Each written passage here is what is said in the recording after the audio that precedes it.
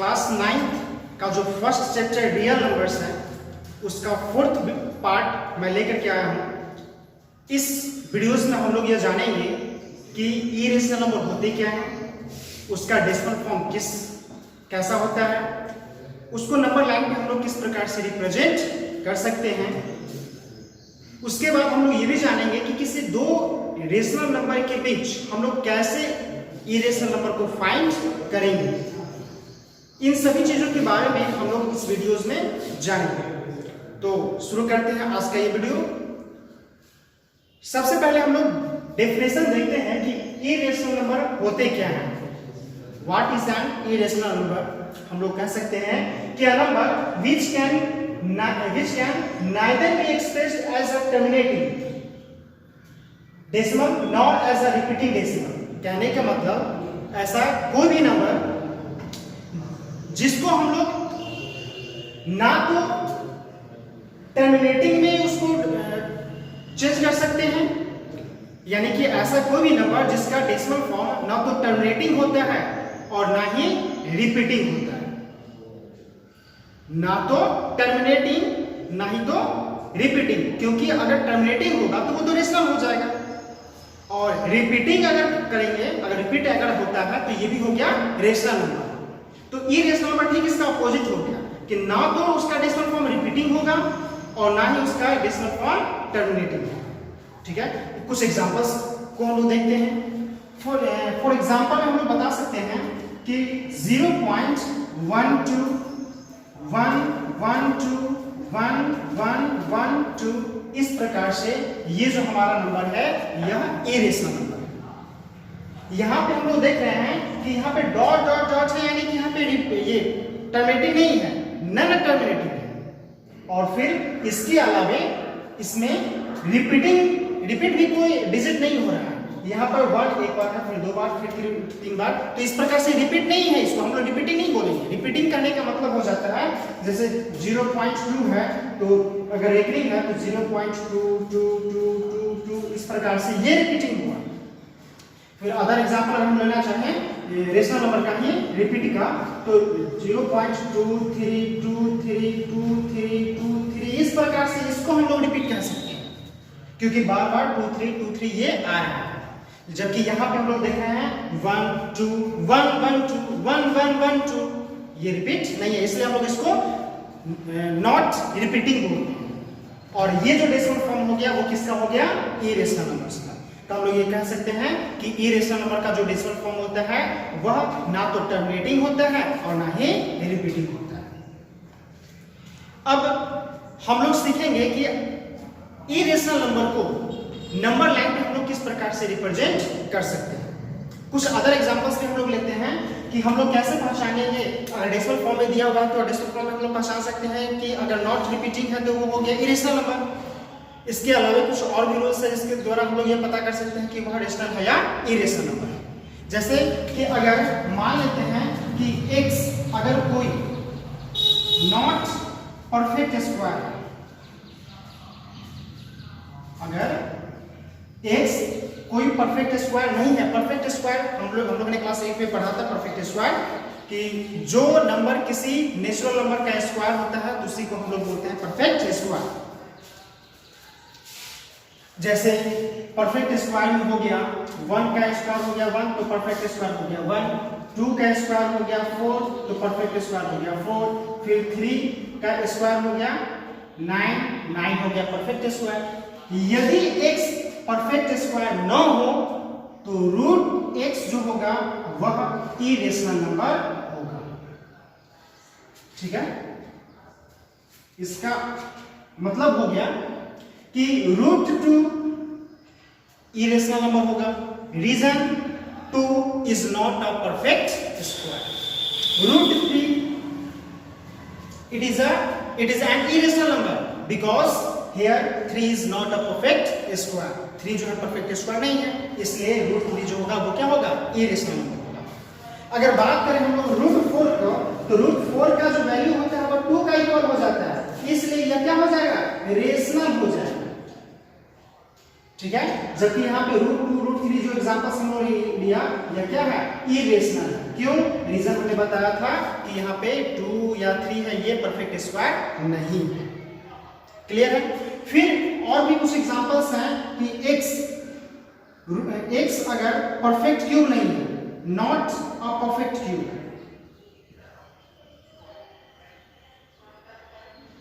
तो then cube root of x जो होगा वो इरेशनल नंबर होगा। क्लियर है? तो इसके द्वारा हम लोग पता कर सकते हैं कि वो परफेक्ट स्क्वायर सॉरी ये इरेशनल नंबर है या रेशनल नंबर है। क्लियर है? अब हम लोग को ये पहचानने में गलती नहीं होगी कि कौन सा नंबर जो है वो रेशनल होगा या इरेशनल होगा। क्लियर है? फिर अब हम लोग पढ़ते हैं कि जिस प्रकार से हम लोगों ने रेशनल नंबर को नंबर लाइन पे शो किया था, तो हम लोग इरेशनल नंबर को नंबर लाइन पे शो कर सकते हैं या नहीं कर सकते। तो एक लाइन याद रखना है हम लोगों को कि प्रत्येक रियल नंबर को हम लोग नंबर लाइन पर रिप्रेजेंट कर सकते हैं। Every real number can be represent on a number line. हम लोग नंबर लाइन पे प्रत्येक रियल नंबर को रिप्रेजेंट कर सकते हैं, चाहे वो रेशनल हो या फिर इरेशनल हो।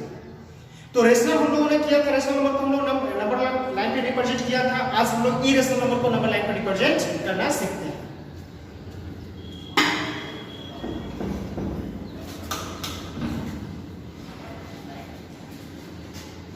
तो हम लोग सबसे पहले रूट टू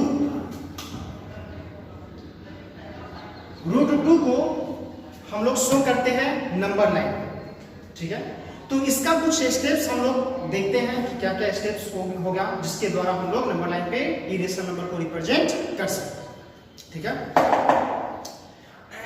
तो सबसे पहले हम लोग ये देखेंगे कि ये रूट 2 है जिसका वैल्यू किसके किसके बीच स्थित होगा, ये हम लोग को जानना है। तो रूट 2 हम लोग जानते हैं कि रूट 2 का जो वैल्यू होता है वह क्योंकि 1 का स्क्वायर इज इक्वल टू 1 और 2 का स्क्वायर इज इक्वल टू 4। तो ये जो रूट 2 होगा दोनों के बीच जो 2 होगा यानी कि वो परफेक्ट स्क्वायर नहीं है। तो रूट 2 जो होगा इन दोनों के बीच स्थित होगा यानी कि 1 और 2 के बीच स्थित होगा। तो रूट 2 का वैल्यू 1 से बड़ा और 2 से छोटा होगा। ठीक है? रूट 2 का जो वैल्यू होगा 1 से बड़ा होगा और 2 से क्या होगा, छोटा होगा। हम लोग क्या काम करेंगे कि एक स्ट्रेट लाइन ड्रॉ करेंगे। नंबर लाइन को शो करने के लिए स्ट्रेट लाइन को हमने ड्रॉ किया। मिड पॉइंट पे 0 को लिया, राइट साइड पॉजिटिव, तो इक्वल डिस्टेंस पर 1 यूनिट, इक्वल डिस्टेंस पर ये हमारा हो गया 2 यूनिट, इक्वल डिस्टेंस पर ये हमारा हो गया 3 यूनिट। इस प्रकार से होता है। यहां पे हम लोग पाइथागोरस थ्योरम का भी यूज करेंगे। पाइथागोरस थ्योरम में हम लोगों ने पढ़ा था कि जो हाइपोटेनियस का स्क्वायर होता है वो परपेंडिकुलर का स्क्वायर प्लस बेस का स्क्वायर का इक्वल होता है। h square is equal to p square plus b square. Root 2 का वैल्यू 1 से बड़ा और 2 से क्या है, छोटा है। हम लोग बेस को 1 लेंगे। ठीक है? 1 यूनिट लेंगे, ये हमारा हो गया 1 यूनिट। इस पे 90 डिग्री हम लोग बनाएंगे, ये हमारा 90 डिग्री बन गया। ठीक है? फिर इसको भी 1 यूनिट लेंगे, फिर इसको भी क्या करेंगे, 1 यूनिट लेंगे। ठीक है? तो अगर फिर इसको हम लोग 1 यूनिट अगर ले लेते हैं तो ये हमारा जो होगा वो हमारा क्या हो जाएगा, हाइपोटेनियस होगा। हाइपोटेनियस होगा। हाइपोटेनियस का फॉर्मूला क्या है, p square plus b square. Base भी 1 यूनिट है, बेस भी क्या है, 1 यूनिट है और परपेंडिकुलर भी 1 यूनिट ही है। यानी कि ये हमारा h square is equal to क्या हो गया, 1 का स्क्वायर 1 प्लस 1 का square 1, h square is equal to 2 यानी कि h इज इक्वल टू क्या हो गया, रूट 2। यानी कि 0 से इस पॉइंट का नाम हम लोग a दे दे तो OA जो होगा हाइपोटेनियस वह रूट 2 का इक्वल होगा। तो हम लोग क्या काम करेंगे, अब इसके लेंथ को हम लोग मेजर कर लेंगे और मेजर करने के बाद नंबर लाइन पे इसको हम लोग कट करेंगे। जिस पॉइंट पर यह कट होगा वही पॉइंट हम लोग का रूट 2 होगा। क्लियर है? अब रूट 3 को कैसे शो करेंगे इसका भी हम लोग थोड़ा सा देख लें कि रूट 3 को शो करने के लिए हम लोग को यह देखना होगा कि रूट 3 के पहले क्या है। √3 के पहले अगर हम लोग देखें तो √2 आती है, √2, फिर √2 के पहले √2 का जो वैल्यू होगा वो क्या हो जाएगा 1, √2 के पहले जो होगा वो इसका जो वैल्यू होगा 1 से बड़ा होगा। यहाँ पे √2 छोटा होगा √3 से, यहाँ पे 2 ना, यानी कि 1 और 2 के बीच ही स्थिति क्या है √2 √3 है। तो हम लोग क्या यहाँ पे क्या काम करेंगे, √3 को शो करने से पहले √2 को शो करेंगे। जिस इरेशनल नंबर को शो करना है उसके पहले हम लोग देखते हैं क्या रेशनल है या इरेशनल है। अगर इरेशनल होगा तो पहले उसी को हम लोग को शो करना पड़ेगा, ठीक है। तो यहाँ पे हम लोग √2 को शो कर दिए। अब √2 पे हम लोग चाहेंगे तो यहाँ पे 90 डिग्री हम लोग फिर से ड्रॉ करेंगे। 90 डिग्री यदि हम लोग फिर से ड्रॉ करते हैं, ये हुआ, ये जो हम लोग का लेंथ हो गया OA, यह तो √2 था।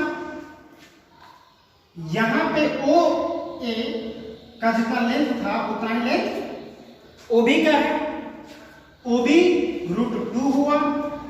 फिर यहाँ पे 90 डिग्री हम लोगों ने बनाया और इसका नाम हम लोग C देते हैं और BC हम लोग लेंगे कितना 1 यूनिट, ताकि हमारा जो OC हो, OC यहाँ पर H का काम करेगा, हाइपोटेनियस होगा H, और ये हमारा हो जाएगा बेस का स्क्वायर, बेस यहाँ पर हम लोग का हो जाएगा √2 का स्क्वायर, और परपेंडिकुलर हो जाएगा हम लोग का 1 यूनिट है, तो 1 यूनिट यानी कि 2 + 1 यानी कि OC जो हो जाएगा वो हमारा √3 हो जाएगा। क्लियर है? यानी कि √3 को शो करने के पहले √2 को शो करेंगे, √2 पे 90 डिग्री का एंगल बनाएंगे, परपेंडिकुलर हमारा 1 यूनिट हो जाएगा, तो जो हमारा हाइपोटेनियस होगा वो हमारा √3 हो जाएगा। √4 को शो करना है तो √4 तो उसका वैल्यू तो 2 होता है, वो तो खुद रेशनल नंबर है, तो रेशनल नंबर हम लोग किस प्रकार से शो करते हैं वैसे हम लोग कर देंगे। ऐसे भी ये 2 तो इंटीजर्स भी है तो हम लोग इंटीजर्स के द्वारा भी हम इसको शो कर सकते हैं। फिर अगर √5 को शो करना होगा तो √5 को शो करने के लिए बेस हम लोग कितना लेना होगा, √5 के पहले अगर हम √5 का जो वैल्यू हम लोग देखते हैं यह 2 से बड़ा होगा और क्या होगा 3 से छोटा होगा, तो बेस हमारा क्या हो जाएगा 2, और हाइपोटेनियस यानी कि ये परपेंडिकुलर हो जाएगा 1 यूनिट।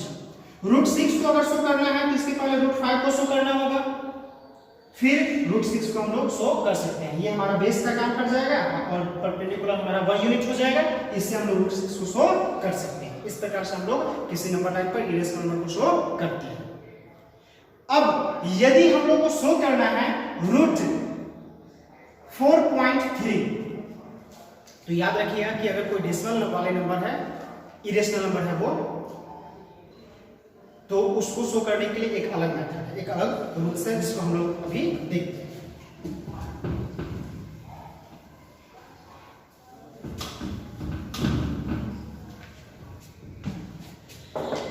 तो अगर 4.3 को शो करना है √4.3 को, तो सबसे पहले हम लोग क्या काम करेंगे कि एक स्ट्रेट लाइन हम लोग ड्रॉ कर लेते हैं, ठीक है।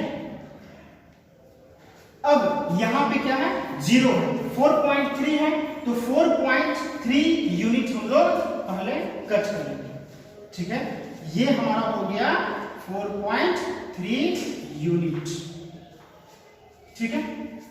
फिर हम लोग 1 यूनिट एक्स्ट्रा बढ़ाएंगे, ठीक है। ये हमारा हो गया यहां से 1 यूनिट, ठीक है। अब इस यहां पर हम A दे देते हैं, इस पॉइंट का नाम हम B दे देते हैं। अब AB को क्या काम हम लोगों को करना है कि AB को हम लोग बाइसेक्ट करेंगे। आप लोगों को एंगल बाइसेक्ट करना आता होगा, आप लोगों को किसी लाइन सेगमेंट को बाइसेक्ट करना आता होगा, तो वैसे ही हम लोग OB को बाइसेक्ट करेंगे। बाइसेक्ट कैसे करते हैं, तो हम लोग हाफ से ज्यादा लेते हैं ना, ये दोनों का बीच में हाफ यहाँ पे होगा, तो इससे हाफ से हम लोग ज्यादा ले लेंगे। हम लोग डिवाइडर की सहायता से, कंपास की सहायता से हम लोग क्या काम करेंगे कि वो हाफ से ज्यादा लेकर के हम लोग बाइसेक्ट करेंगे। एक बार इस पॉइंट से लेकर के ऊपर में बाइसेक्ट करेंगे, फिर एक बार नीचे में, फिर B पॉइंट से लेकर के, कहां से, पॉइंट B से लेकर के एक बार ऊपर में कट करेंगे, एक बार नीचे में कट करेंगे। अब हम लोग स्केल की सहायता से हम लोग मिड पॉइंट देखें कि मिड पॉइंट कहां पे आता है। क्लियर है? चलिए, यदि मिड पॉइंट यहां पे आया तो अब हम लोग क्या काम करते हैं, इस पॉइंट का हम लोग नाम सी दे देते हैं। ठीक है, अब सी को सेंटर मानते हुए BC को रेडियस मानते हुए एक सेमी सर्किल को हम लोग क्या काम करेंगे, सेमी सर्किल ड्रॉ करेंगे। सेमी सर्किल हम लोगों ने ड्रॉ कर दिया। अब इस पॉइंट A पर 90 डिग्री का एंगल हम लोग बनाएंगे। इस पॉइंट A पर हम लोग 90 डिग्री का अगर एंगल बनाते हैं तो ये हम लोग का एंगल इस प्रकार से 90 डिग्री का एंगल बना। और फिर हम लोग इस पॉइंट का नाम हम लोग D देते हैं। अब AD को हम लोग मेजर करेंगे। AD को क्या करेंगे, मेजर करेंगे। और इस ये AD जो होगा यही हमारा क्या होगा, √4.3 होगा। और इसका लेंथ को हम लोग मेजर करके और इसको नंबर लाइन पे हम लोग क्या काम करेंगे, कट करेंगे इस प्रकार से। जहां पे हम लोग को कटिंग होगा वही हमारा हो जाएगा √4.3। क्लियर है? आप लोगों को समझ में आ गया होगा। नेक्स्ट वीडियो में हम लोग पढ़ेंगे कि किसी डेसिमल, कोई ऐसा डेसिमल फॉर्म है जैसे कि मान लीजिए कि 4.3469 इस प्रकार का डेसिमल नंबर है, टर्मिनेटिंग है, तो हम लोग इसको किसी नंबर लाइन पर किस प्रकार से शो करेंगे। हम लोग विजुअलाइजेशन मेथड भी नेक्स्ट वीडियो में ही हम लोग पढ़ेंगे कि विजुअलाइजेशन मेथड के द्वारा हम लोग नंबर लाइन पर किस प्रकार से किसी नंबर को शो कर सकते हैं। तब तक के लिए हमारा YouTube चैनल SM क्लासेस उसको सब्सक्राइब करना ना भूलें और बेल आइकन को जरूर प्रेस करें ताकि हमारे वीडियो का नोटिफिकेशन आप तक सबसे पहले पहुंच जाए। यदि हमारा ये वीडियो अच्छा लगा होगा तो कमेंट बॉक्स में हमें लिख करके हमें जरूर बताइएगा।